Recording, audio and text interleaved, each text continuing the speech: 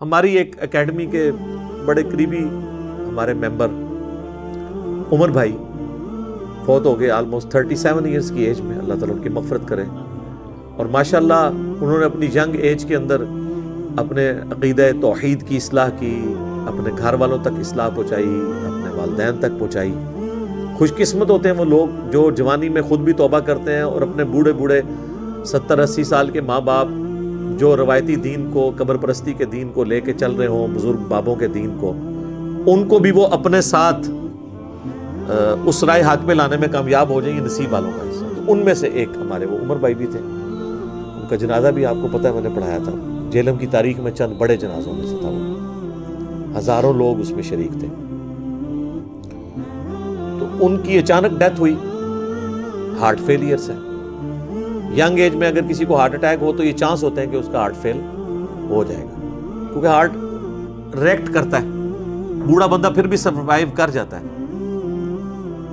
تو مجھے صحیح طرح یاد ہے کہ وہ ان کا ہارٹ فیل ہونے سے کچھ عرصہ پہلے کی بات ہے، 2017 میں جب میرے پہ پہلی دفعہ مرڈر اٹیمپٹ ہوئی 28 اکتوبر کو، اور اس میں میرا کافی خون بھی ضائع ہوا، کافی زیادہ زخم آئے، آپ لوگوں کو پتہ ہے. تو اس کے بعد میں عمر بھائی کے پاس ایک دفعہ گیا، ان کے شاپ پہ، ان کی فرنیچر کا بہت بڑا کاروبار ہے جہلم میں.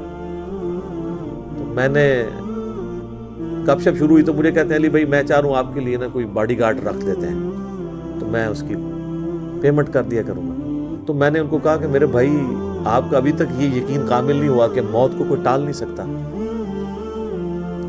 تو پھر میں نے ان کو یہی آیات کوٹ کی تھی کہ اپنے آپ کو مضبوط، اینما تکونوا یدرککم الموت ولو کنتم فی بروج مشیدہ، تم جہاں کہیں بھی ہو موت تمہیں آ کے دبوچ لے گی، خواہ اپنے آپ کو مضبوط قلعوں میں بھی بند کر لو. تو میں نے ان کو بھی یہ بات سمجھائی. میں نے کہا میرے بھائی باہر کی ٹریفک کو تو آپ کنٹرول کر سکتے ہیں، کسی حملہ آور کو تو آپ روک سکتے ہیں، اندر جو اتنی کمپلیکس ٹریفک ہے، روزانہ میرا دل 1,00,000 دفعہ دھڑک کر 10,000 لیٹر خون پمپ کرتا ہے میری نسوں میں، اس ٹریفک کو کون کنٹرول کر سکتا ہے؟ 25 دفعہ ڈائلیسس کرتے ہیں روزانہ میرے گردے، یہ کام کرنا چھوڑ دیں، اس کو کون کنٹرول کر سکتا ہے؟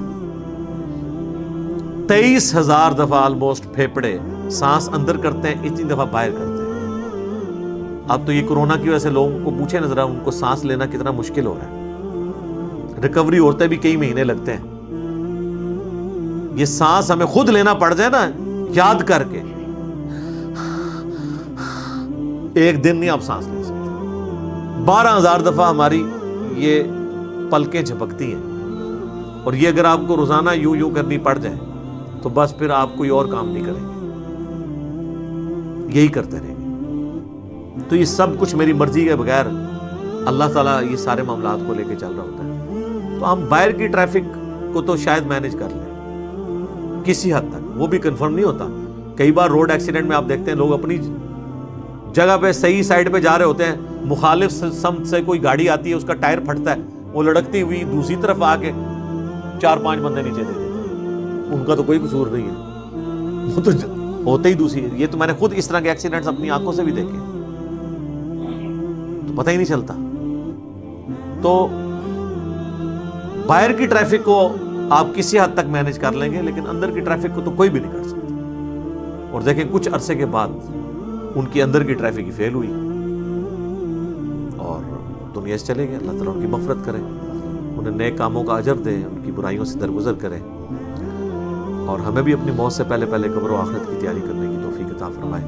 اللہم من احییتہ منا فاحیہ علی الاسلام ومن توفیتہ منا فتوفہ علی الایمان. آمین.